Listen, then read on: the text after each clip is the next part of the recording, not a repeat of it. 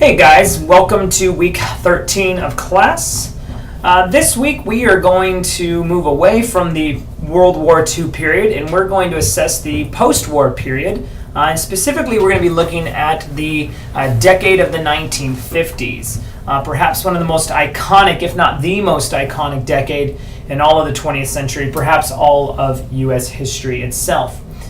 There are a lot of ideas about what the 1920s were, and oftentimes you'll hear people speak about moving back to the good old days, and really what they're talking about is this time period of the 1950s, a time when the idea is that family values were intact. You had the nuclear family in place, the economy was booming, and indeed it was. We're going to be taking a look at that this week.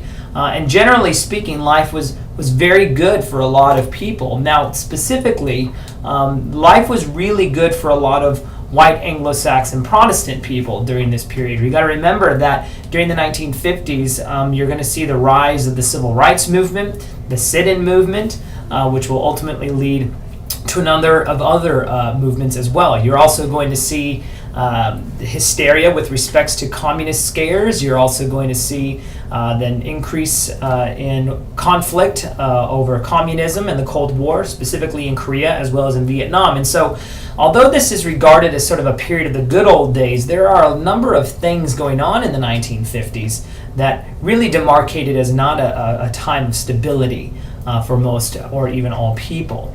But among the many things that we can say about the 1950s, one thing that does stand out, of course, is the development of a mass consumer-based market system, as well as the development of a unique youth culture, punctuated by television specifically and rock and roll music as well. And these are really the topics that we're going to be looking at this week. We will also take a look at a group of people known as the Beatniks, and they were sort of the predecessors to the counterculture of the 1960s and early 1970s.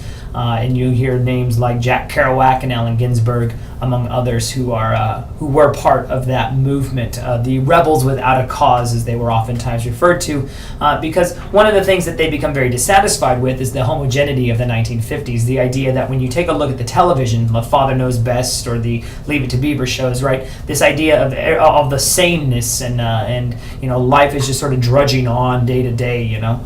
They want to sort of break out of that, but. We'll talk more about all these things when we get into the lecture this week. Aside from that, again, just want to remind you, as I always do, to be thinking about that second PowerPoint assignment. It is due on May 7th. I know that they're still a little bit of ways away, but you always want to keep that in mind because these things have a tendency to sort of creep up on you. So if you have questions about that or anything else, please contact me, and I will do my best to get back to you and answer your questions. Otherwise, I will leave you as I always do, and so go in peace, be warm and filled, may the force be with you, live long and prosper, and may the odds forever be in your favor. All right, guys, have a blessed week.